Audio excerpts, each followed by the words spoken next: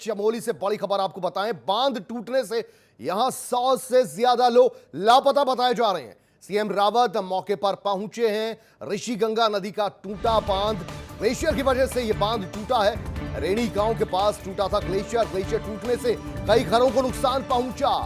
राहत बचाव काम अभी जारी है। अवलांच के बाद गंगा नदी उफान पर बताई जा रही है।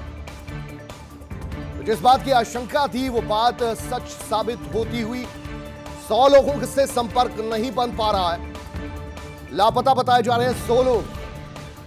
और यहां आपको बता दें, रेणी गांव भी है और रेणी गंगा भी से कहा जाता है, ऋषि गंगा भी से कहा जाता है, जो अलकनंदा की सहायक नदी है, जिसमें ग्लेशियर टूटने के बाद भयावह तस्वीरें सामने आई। हालांकि यहां पर आपको बता दें कि आबादी बहुत कम रहती है, इसलिए नुकसान पहले ऐसा लग रहा था कम होगा, लेकिन अब खबरें कुछ आ रही हैं कि 100 के आसपास लोग लापता बताए जा रहे हैं। हालांकि राहत की बात यह है कि त्रिवेंद्र सिंह रावत ने कहा है कि पानी की तीव्रता कम हुई है। यानी कि जोशीमठ से जो तस्वीरें देखी, जोशीमठ से जो नुकसान की तस्वीरें आई, जहां पर पन्न बिजली विद्युत परियोजनाएं जो हैं उनको अच्छा खासा नुकसान पहुंचा, लेकिन उनका कहना है कि जोशीमठ से नीचे आते आते चमोली तक पानी की तीव्रता, उसका वेग कम हुआ है और यह बड़ी राहत की बात है। और बहुत सी जगह से एनडीआरएफ की टीम यहां पहुंचाई गई है। करीब 600 डिजास्टर फोर्स रिलीफ। और आपको सुनवाते हैं दरअसल मुख्यमंत्री त्रिवेंद्र सिंह रावत ने क्या कुछ कहा है।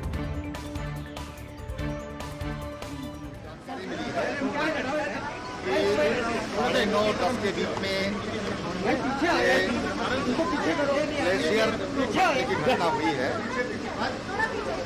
और इससे वहाँ पर जो बांध बन रहा था उसको क्षति पहुंची है। वहाँ पर जो कर्मचारी थे, वहाँ पर कुछ लेबर है, अभी उसके बारे में अधिकृत रूप से मानव क्षति के बारे में अधिकृत रूप से कह पाना कुछ कठिन है, लेकिन अभी जो पानी की तीव्रता है वो चमोली तक पहुँचते पहुँचते काफ़ी कम हो गई है। लेकिन जो रेलवे का काम चल रहा है, अलर्ट करके उनको वहाँ से खाली करा दिया गया है। जो नदी के किनारे जो लोग हैं उनको अलर्ट करके उनको वहाँ खाली करा दिया गया है। जो रिवर राफ्टिंग होती है उसको बंद करा दिया गया है और जो टेहरी बांध है उससे पानी रोकने को कहा गया है। श्रीनगर जो बांध है उस पर पानी खोल देने को कहा है, ताकि जो एवलांच का जो पानी आ रहा है उससे क्षति कम से कम। एनडीआरएफ से दिल्ली बात हो गई है, गृह सचिव से, गृह मंत्री जी अभी जहाज में है, अभी थोड़ी देर में उनसे भी बात करूंगा। और उन्होंने पूरे सहयोग के लिए कहा है। उन्होंने कहा एनडीआरएफ भेजना है या किस तरह की जरूरत है तो हम उसके लिए सारा।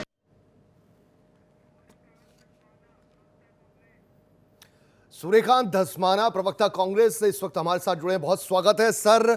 इसको किस तरीके से देखते हैं सर? आपदा इसे कहा जा सकता है। बताया जा रहा है कि 150 से ज्यादा लोग लापता हैं।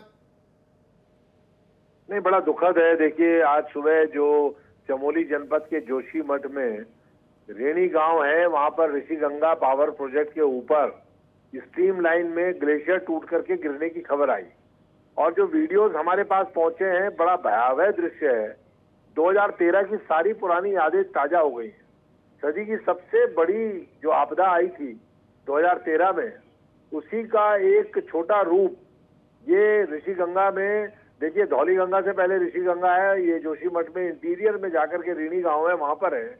और वहां पर जो ग्लेशियर गिरने के कारण जिस प्रकार से पानी वहां पर आया है, आंधी तूफान और पूरे वेग के साथ, उसने पावर प्रोजेक्ट में निश्चित तौर पे जो लोग काम कर रहे थे, अभी एग्जैक्ट संख्या तो नहीं मालूम और हम कोई अपना अंदाजा भी नहीं लगाना चाहते जब तक मालूम न पड़े, क्योंकि किसी प्रकार की अफवाह भी घातक हो सकती है। इसलिए अभी तो हम ये आज प्रदेश अध्यक्ष प्रीतम सिंह जी देहरादून में नहीं है, वो दिल्ली है। उन्होंने प्रदेश में निर्देश दिए हैं, सारी बैठकें हमने अपने राज्य भर में स्थगित कर दी हैं। हमने अपने वहां पर जो लोकल चमोली की लीडरशिप है उनसे आग्रह किया है कि जितनी मदद हो पाए वहां पर प्रशासन की, पुलिस की मदद करें। हम इस मौके पर इस संकट की घड़ी में राज्य सरकार के साथ हैं, पूरी तरह से हम एसडीआरएफ और प्रशासन के साथ हैं। ये राजनीति का समय नहीं है, ये मदद का समय है और हम ईश्वर से कामना करते हैं कि कम से कम नुकसान हो, लेकिन ये प्रकृति का स्वरूप है, इसमें किसी का बस नहीं है। हम लोग इंसान जो है वो अपने को आपाधापी में, विकास की आपाधापी में इतना तेज गति से चलते हैं कि हम प्रकृति का ध्यान नहीं रखते और प्रकृति बार बार हमको इशारा करती है, सबक सिखाती है, इस तरह की घटनाएं घटती हैं। मैं समझता हूं कि ये मध्य हिमालय का क्षेत्र, उत्तराखंड, इसमें क्योंकि ये शैशव काल में ये पूरा हिमालय है और ये शैशव काल में बच्चा हिमालय जो है, इसकी बनावट अभी पूरी नहीं हुई है। इसमें हलचलें हमेशा रहेंगी, इसमें गतिविधियां हमेशा रहेंगी। इसलिए हमको बहुत संभल करके यहाँ पर जो भी विकास की गतिविधि करें उसमें बहुत होशियार रहना चाहिए। मैं समझता हूँ यही इशारा प्रकृति करती है बार बार। चलिए ठीक है सूर्यकांत जी। हमारे साथ देवेंद्र भसीन, मीडिया प्रभारी भारतीय जनता पार्टी, वो भी जुड़ गए हैं। देवेंद्र भसीन जी, आपसे जानना चाहेंगे, राहत बचाव कार्य किस स्तर पर लगा हुआ है? हेलो जी देवेंद्र जी। हाँ जी जी, ये बड़ी आपदा के दृश्य हमने भी देखे, भयावह ये दृश्य देखे गए हैं, लेकिन राहत बचाव कार्य किस स्तर पर जुटा है? देखिए, इस भयावह आपदा में पूरी केंद्र सरकार और पूरी राज्य सरकार ने शक्ति झोंक दी है और प्रधानमंत्री जी स्वयं इसका मॉनिटरिंग कर रहे हैं। और अभी अमित शाह जी ने भी हमारे मुख्यमंत्री जी से बात की है और उन्होंने आश्वस्त किया है कि हम पूरी सहायता केंद्र से देंगे। एनडीआरएफ की 3 टीमें आ चुकी हैं उत्तराखंड में, दिल्ली की, और 3 टीमें और भेजी जा रही हैं। साथ ही जो भारतीय वायुसेना के 3 हेलीकॉप्टर देहरादून में राहत के लिए सतर्क कर दिए गए हैं, तैयार खड़े हैं। इसका राज्य सरकार की पूरी शक्ति इसमें लगी हुई है। और अभी थोड़ा सा ये जरूर हुआ है कि जो अलकनंदा में पानी बह रहा है उसमें थोड़ी स्थिरता पहले की अपेक्षा है, लेकिन अभी खतरा टला नहीं है और इसीलिए हरिद्वार। देवेंद्र जी, इस वक्त आपको रोकेंगे जरा, बड़ी खबर आ रही है उत्तराखंड से। ये बड़ी खबर, उत्तराखंड ग्लेशियर फटने से 3 लोगों की मौत हो चुकी है। इस बात की पुष्टि हुई है, 3 लोगों की मौत बताई जा रही है अभी फिलहाल, और बताया ये भी जा रहा है, खबरें ये भी आ रही हैं कि 150 के आसपास लोग अभी लापता हैं। हालांकि रेस्क्यू जो ऑपरेशन है वो जारी कर दिया गया है। देवेंद्र जी, आपसे समझना चाहेंगे, बेहद दुखद ये घड़ी है और अभी बिल्कुल पूरे प्रशासन को शासन स्तर पर एकजुट होकर काम लेना है, लेकिन यहां पर यह सवाल खड़ा होता है, क्या जियोलॉजिकल सर्वे करने वाली टीम्स कोई भी सुराग नहीं दे पाई? इस तरीके से ग्लेशियर वहां फटने को था। देखिए, ये तात्कालिक घटनाएं होती हैं जब बादल फटता है। अभी हमारी जो पूर्व अनुमान की स्थिति है, मौसम पर तो हम अभी बता पाते हैं कि भाई इस तारीख में क्या मौसम रहने वाला है या बर्फबारी होगी, लेकिन अकस्मात बादल फटने की जो स्थितियां हैं उसके बारे में पूर्व अनुमान वैसे ही नहीं दे पाते जैसे कि भूकंप के बारे में अभी हमारा विज्ञान वहां तक नहीं पहुंचा। लेकिन फिर भी उसके बारे में कभी और चर्चा करेंगे। लेकिन आज की जो स्थिति है वो अपनी जो आपदा है उसमें राहत देने की, बचाव कार्य करने की, और न्यूनतम हम इसको कैसे क्षति वाला बना सकते हैं, कैसे हम क्षति न्यूनतम कर सकते हैं, इस पर ध्यान देने की है। और इसमें कोऑर्डिनेटेड एफर्ट की जरूरत है और सभी लोग लगे हैं, और नागरिक भी लगे हैं, पुलिस प्रशासन लगा है, केंद्र सरकार, राज्य सरकार, सभी लोग लगे हैं। और हम समझते हैं कि जितना कम से कम हानि वही हमारे लिए बहुत बेहतर होगा। और जहाँ तक कार्यों की बात है तो तत्काल सरकार का जो रिस्पांस था वो अपने आप में बहुत तेज था। मुख्यमंत्री स्वयं वहाँ चले गए हैं और लगातार केंद्र के द्वारा अभी प्रकाश जावड़ेकर जी ने भी जानकारी प्राप्त की है और साथ ही जानकारी प्राप्त नहीं की जा रही बल्कि लगातार केंद्र से सहयोग मिलना तत्काल प्रारंभ भी हो गया है। तो अब जो 3 मृत्यु की आपने बात कंफर्म करी है बहुत दुखद है और करीब 150 व्यक्तियों के लापता होने की आशंका भी अपने आप में बहुत हमको डराने वाली है। ईश्वर करे कि उनकी रक्षा हो और जीवन की जो है वो क्षति अपने आप में सबसे बड़ी क्षति होती है। लेकिन आपदा में कई बार ये चीजें हमारे हाथों में नहीं होती, लेकिन ये है कि हमारी कोशिश यही हो सकती है कि और आगे ना हो। और देवेंद्र जी, आपसे ये समझना चाहेंगे, जोशीमठ से जो तस्वीरें सामने आई वहां पर देखा गया कि बीआरओ का कंस्ट्रक्टेड रोड भी यहां मटियामेट हो गया। क्या उस तरफ जिस तरफ से आउटबस्ट हुआ ग्लेशियर का, वहां पर कोई आईटीबीपी का कैंप, वहां पर कोई परियोजना चल रही थी, पनबिजली की परियोजना कोई चल रही थी, वहां के अधिकारी कर्मचारियों से संपर्क साधा गया है?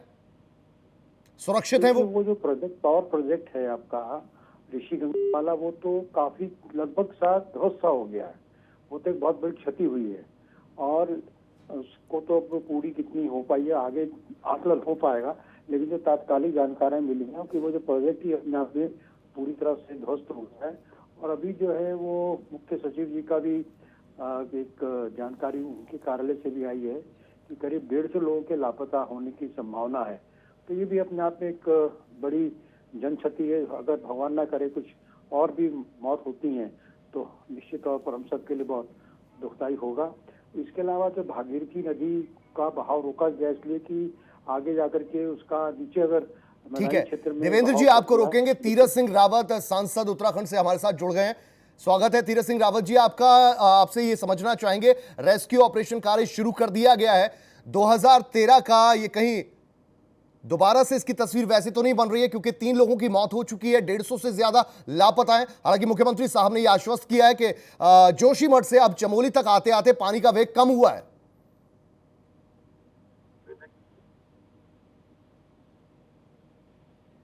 जी तीरथ जी। जी तीरथ जी, इस वक्त सूरत हाल क्या है? देखिए ये हेलो जी जी, ये चमोली जिले में जोशीमठ से नीति की तरफ जो रोड जाता है तपोवन उसमें पड़ता है और धौली गंगा ये कहलाती है। और धौली गंगा पर रेणी गांव के पास एक जो आपका ऋषि गंगा प्रोजेक्ट करके एक था, ऊपर ग्लेशियर आने के कारण फोर्सली उस पर टकराव हुआ, उसको क्षति हुई है, उसकी दीवारें टूटी हैं और फोर्सली पानी आगे तपोवन तक भी आया है।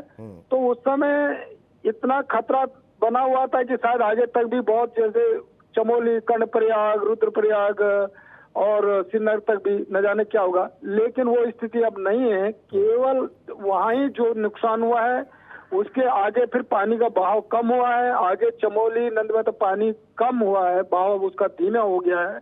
तो जो लोगों को पहले सचेत किया गया था वो स्थिति नहीं है, अब खतरे से सब लोग दूर हैं।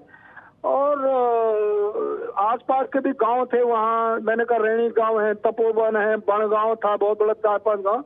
तो 10 बजे की जैसी घटना है तो स्वाभाविक लोग नाश्ता करने के बाद खेतों में जाते हैं।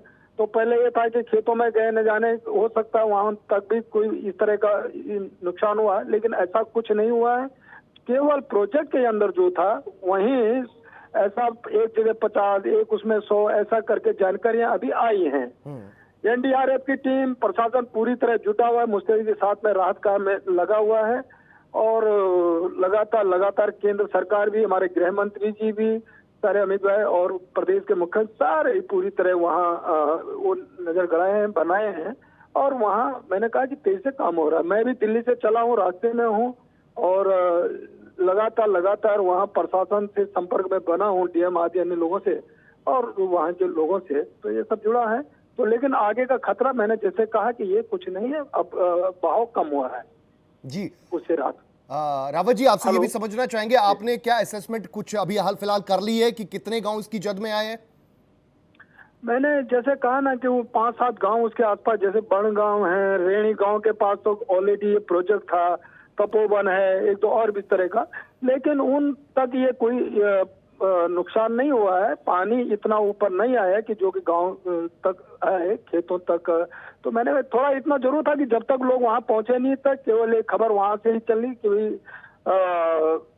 ये पानी आया, हो सकता लोग खेतों में गए होंगे, कोई बात हुई। तो वो अब क्लियर हो गया कि ऐसा कोई नुकसान और नहीं हुआ है। और केवल वहीं डैम के ही आसपास और जो प्रोजेक्ट के लोग थे और जो कर्मचारी जो है लेबर, वहीं तक उन्हीं तक ये जो आहत की घटना हुई है। ठीक है। तो घटना तो कोई छोटी नहीं है, बड़ी थी। जिस तरह से फिर एक वातावरण बन गया था कि पानी न जाने कितना नीचे तक। सिंह जी ये समझना चाहेंगे आपसे, आपने कुछ गांव का जिक्र किया, ये जद में आए हैं, बताना चाहेंगे आपको कोई असेसमेंट कि कितने लोग इसकी चपेट में आए हैं, कुल मिलाकर क्या संख्या हो सकती है? मैंने कहा कि ऐसे गांव के आसपास के तो कोई इस प्रकार का नहीं हुआ। पहले संशय था थोड़ा, जैसे मैंने कहा कि 10 खेतों में लोग चले जाए, लेकिन वो नहीं स्थिति है। ठीक है, सब तक वहां तक पानी नहीं बढ़ा है ऊपर तक। केवल 100-150 तक की ऐसी अनुमान है अभी। ठीक है, इतना एक जगह 50, एक जगह 100 ऐसा दोनों डैमों में आसपास। इतना जरूर गिरीब का एक पुल था, वो भी थोड़ा क्षतिग्रस्त हुआ है, आना जाना आवागमन तो ये हुआ है। अच्छा, तीरथ जी ये भी बताइए कि दरअसल वेग से पुल भी टूटा है, आपने कहा कुछ सड़कों को नुकसान भी पहुंचा है, ऐसे में मोबाइल टावर भी टूटे हैं, संपर्क साधना वहां जो लोग फंसे हुए हैं उनसे बड़ा मुश्किल होगा, इतना आसान नहीं होगा। कैसे आप इस बात को सुनिश्चित करेंगे कि हर घर तक राहत बचाव कार्य पहुंचे? निश्चित बचाव कार्य शुरू हो गया है और सारे जिला प्रशासन, आपदा की टीम, एनडीआरएफ की टीम लगातार वहां पहुंच करके काम शुरू हो गया है। और मैंने कहा कि जो बीच में एक छोटा सा पुल था बिहार को, वो भी क्षतिग्रस्त हुआ, लेकिन ऐसी स्थिति नहीं है। वो कोई ऐसा नहीं कि पहाड़ में चढ़ना पड़े, वो डैम है ना, इस तरह का वो आने जाने दिक्कत इतनी नहीं है। लेकिन जल्दी से उसमें भी हम लोग पूरी तरह प्रशासन जो है वहाँ उसमें भी राहत कार्य में पूरी अपना काम कर लेगा। और तीरथ जी, लेकिन सबसे बड़ी बात है कि नीचे, मैंने कहा कि नीचे तक जो डर बना था, भय बना था दिन में तक कि श्रीनगर, चमोली, रुद्रप्रयाग वगैरह ऋषिकेश तक न जाने कितना बड़ा डैम टूटा, एक ऐसा एक हवा थी, वो नहीं है। आगे आगे धीरे धीरे वहीं उसी जिले में चमोली का पानी कम हो गया, रिसाव कम हो गया, ऊपर धीरे धीरे कम होता जा रहा है जी। अच्छा तीरथ जी, आपसे ये भी समझना चाहेंगे, जहां छोटी छोटी इस तरीके की या बड़ी परियोजनाएं चलती हैं पनबिजली को लेकर, उसके आसपास ग्लेशियर में जियोलॉजिकल असेसमेंट टीम भी होती है जो वक्त वक्त पर आपको इंफॉर्मेशन देती है, क्या भौगोलिक हलचल चल रही है, कुछ ऐसी इंफॉर्मेशन थी आपके पास? देखिए स्वाभाविक जी, थोड़ा बहुत मैंने कहा वो, क्योंकि वो एक बर्फ वाला क्षेत्र भी है और बर्फ वाला है तो स्वाभाविक बर्फ अभी बहुत सारी गिरी है। ग्लेशियर अपने आप बहुत बड़ा ताकत, पत्थर से भी मजबूत, जब वो ग्लेशियर अपने आपस में लुढ़कते हैं, एक दूसरे से टकराते हैं तो फोर्सली आते हैं, पत्थरों से भी ज्यादा इस प्रकार का उनका एक प्रेशर बनता है। तो वो उन स्थानों पे जरूर है, मैं सब जगह का डैम की बात नहीं कर, लेकिन वो एक क्योंकि वो बर्फीली वाला एरिया है और उसके कारण वो सारा बना है। हेलो, ठीक है तीरथ जी, यहाँ हम ताजा तस्वीरें भी दिखा रहे हैं, दर्शकों को बता दें कि मुख्यमंत्री यहाँ पहुंचे हुए हैं, हालांकि एग्जैक्ट लोकेशन क्या है यहाँ पर, लेकिन हवाई दौरा करने, सर्वे करने यहाँ पहुंचे हुए थे और यहाँ लोगों से बातचीत करते हुए, लोगों से समझते हुए, नुकसान का आकलन भी करते हुए। तीरथ जी, अब आप आश्वस्त कर रहे हैं, मुख्यमंत्री साहब ने भी कहा कि जोशीमठ से अब चमोली तक आते आते जो वेग है वो कम हो गया है और रफ्तार पानी की कम हो गई, यानी कि नुकसान की गुंजाइश अब कम है या अभी नुकसान की गुंजाइश है? रुद्रप्रयाग से लेकर श्रीनगर तक वहां पर हालातों का जायजा प्रॉपर तरीके से लिया जा रहा है? ऐसा है, मैं अभी रास्ते में हूँ, मैं दिल्ली से चला तो रास्ते में हूँ और श्रीनगर के पहुँचने वाला हूँ। जी जी, ऐसा कोई, मैं तो गंगा जी के किनारे ही इस प्रकार चल रहा हूँ, तो इसके लेकर सारा एरिया देवप्रयाग से आगे ये सब है। तो अभी तक मैंने जो सुबह तक एक वातावरण बना हुआ था भय का, पूरा लोगों में ओप की स्थिति थी, वो बिल्कुल नहीं है और ऊपर पूरी तरह में संपर्क बनाए हुए हैं, तो पानी ऊपर ही तक इस प्रकार का धीरे धीरे ठहराव आया है। आगे ऐसा कोई ज्यादा नुकसान नहीं होने वाला, न पानी पड़ रहा है, अब वैसे कम होता है। बहुत शुक्रिया तीरथ सिंह रावत जी, R9 टीवी से बातचीत करने के लिए और ताजा हालातों के बारे में बताने के लिए।